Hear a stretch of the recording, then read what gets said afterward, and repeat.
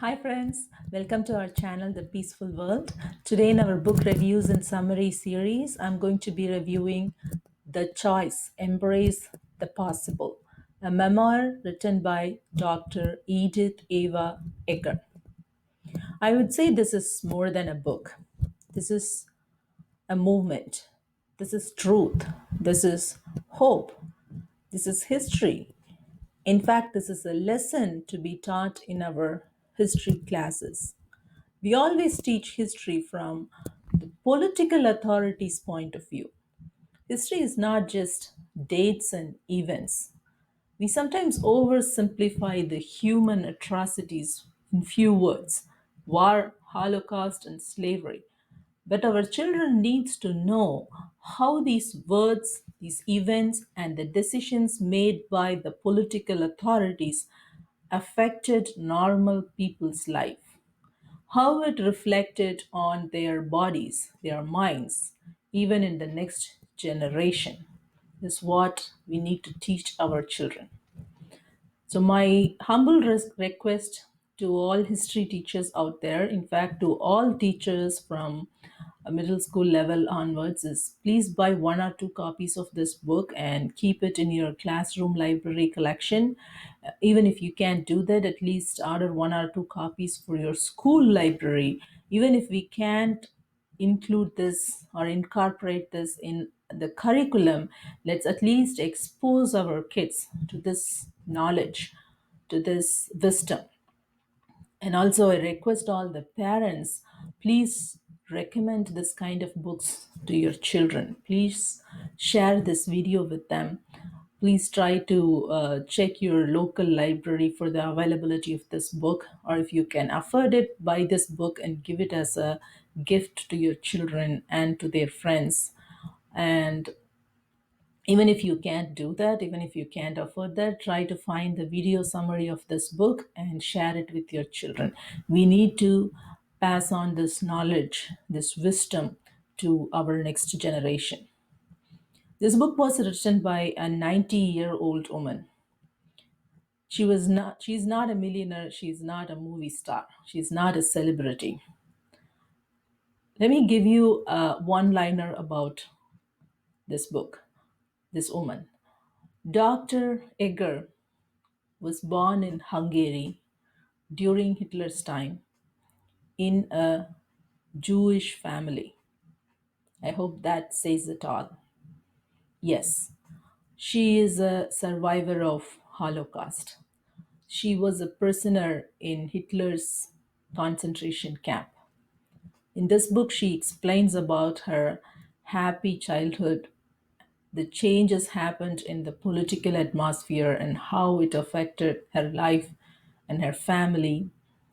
The horrible atrocities happened in the concentration camps, the humiliations she and her fellow inmates underwent in that concentration camp, her marriage life, her immigrant life, and more importantly, she explained about how the trauma was troubling her, how the post traumatic stress disorder, the PTSD, the mental trauma she acquired in the concentration camp was troubling her even after many, many years of her escape. Even though she lived miles and miles away from Auschwitz, the mental trauma was still troubling her in her everyday life. It was even impacting her children's life. So this book explains about what kind of trauma she underwent and how it troubled her day-to-day life, how it affected her children, and how she healed herself, and also how she helped other people to heal themselves and to come out of the mental concentration camps that they were living in.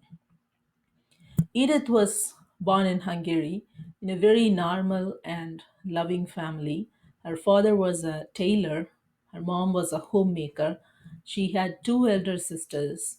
She was a bright student, a beautiful girl. She was very much interested in gymnastics and ballet. In fact, she was part of the Olympics training group for gymnastics. She was about to represent her country in Olympics. She's saying the anti Semitism was always there. The hatred against Jewish people was there even before Hitler, even before Nazis. It was not invented by Nazis.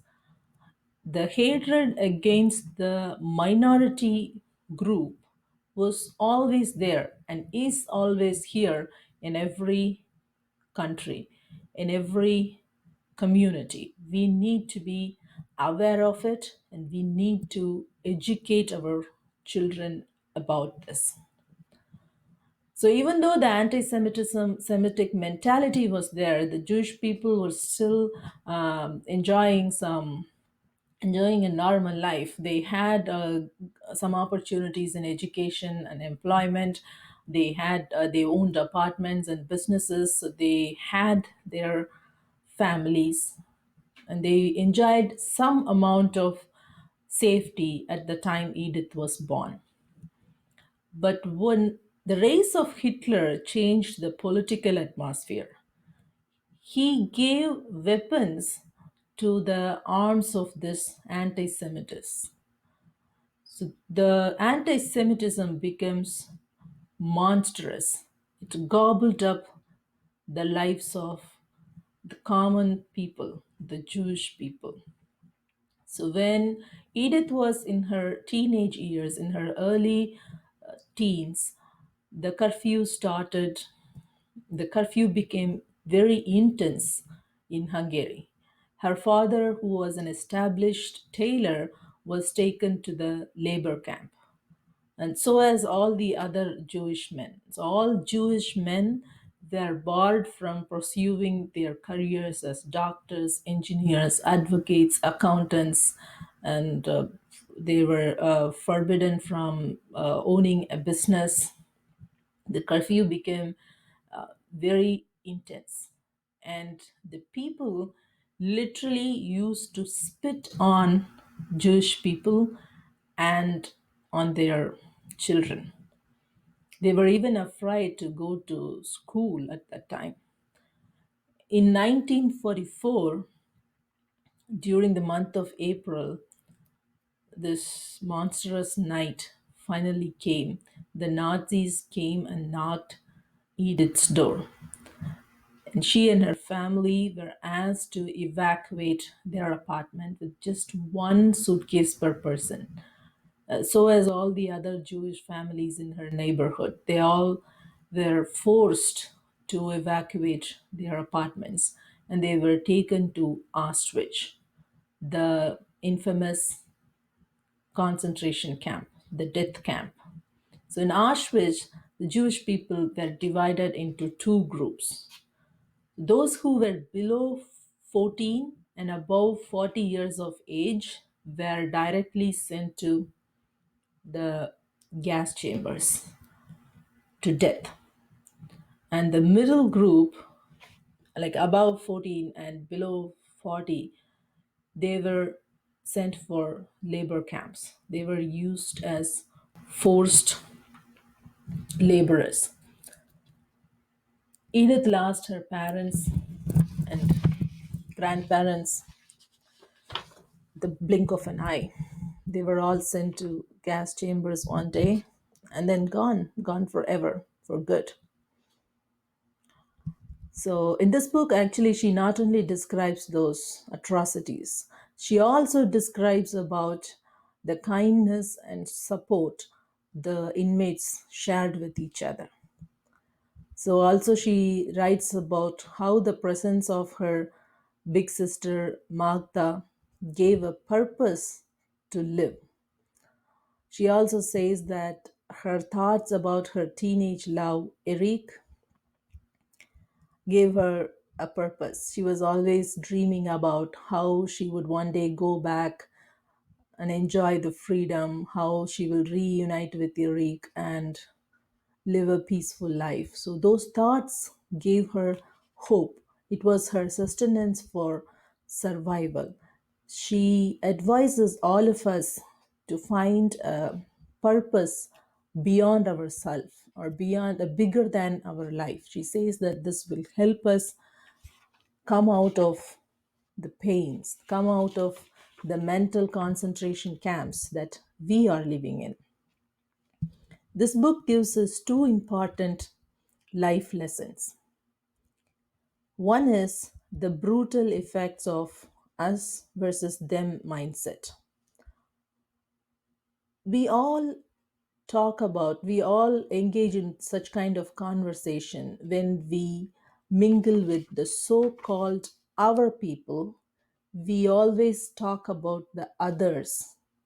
We call other people others and we generalize them and we talk about them. This is a simple conversation that happens everywhere in our home parties and our office environment. It happens everywhere and we think that this is pretty harmless, right?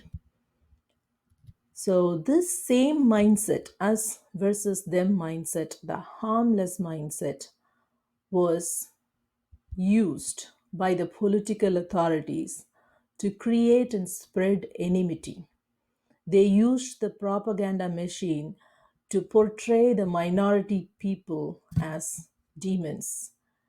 And they walked to the thrones over the dead bodies of these minority people. We need to be aware of this. We need to educate our children about the end result of this simple us versus them mindset, about the destructive nature of this mindset. And the second important lesson is she says victimhood and victimization are not the same. All people might have undergone some kind of abuse or humiliation or bullying in one or other form at some point in life, right? But some of us may still be clinging on to that situation. Some of us may still be struggling to come out of that trauma, to come out of that shame and guilt. Edith was in the same situation. She says that she never spoke about that death camp experience to anyone, not even to her children, not even to her friends, not in the workplace, not with her classmates when she was living in America, and not she did not even discuss it with Magda, who was her fellow prisoner once, because always was struggling with shame and guilt, even though it was not her fault. Hitler chose her destiny. The collective human stupidity sent her to that concentration camp. She was a victim. She had no other option. She had to be there. She had to do that. She had to undergo that.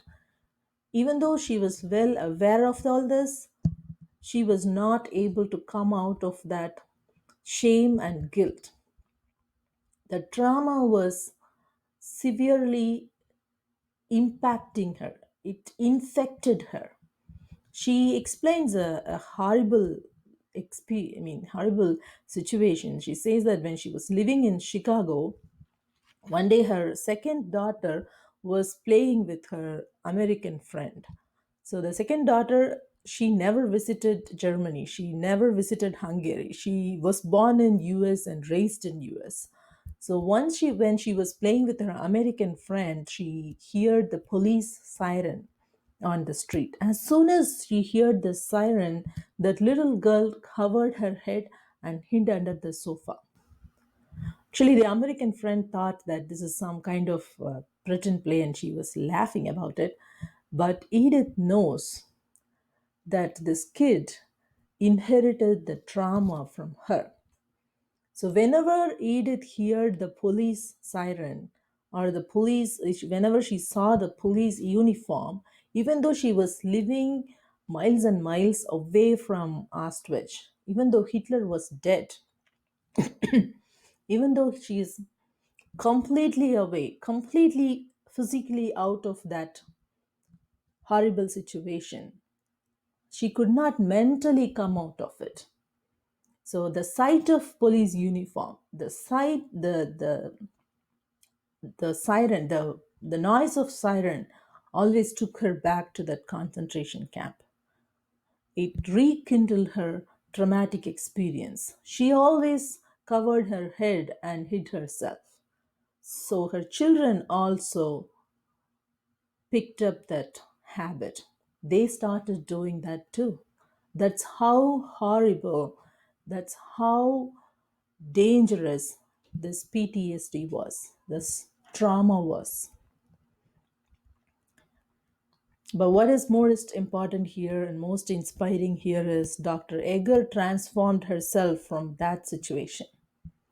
She transformed from an illiterate toy factory worker to a psychologist by getting PhD at the age of 50. She transformed from a trauma impacted patient to a facilitator who can help other people to come out of the trauma, their traumas, their mental concentration camps. So she gives us one important life lesson, that is, the survivors always ask, "What now?" They won't ask, "Why me?"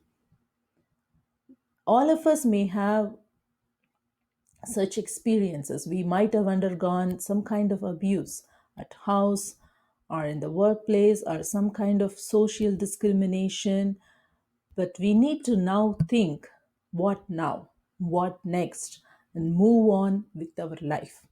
This book will help us find that new avenue.